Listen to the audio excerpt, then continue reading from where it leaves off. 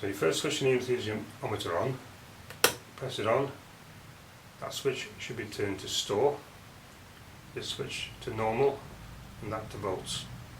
Place the probe gently against the patient's foot and you turn the dial until the patient reports they can feel the vibration. To store that score, you press the memory button, return to 0, you do the next site, rest it up against the patient's foot, turn it up until the patient says they can feel it. To store that recording, you press that button again. When you want to review what you've measured, you press the review button there, and that's memory place 1, that was your first score. Press that button, that's memory place 2, that's your second score. That's about it.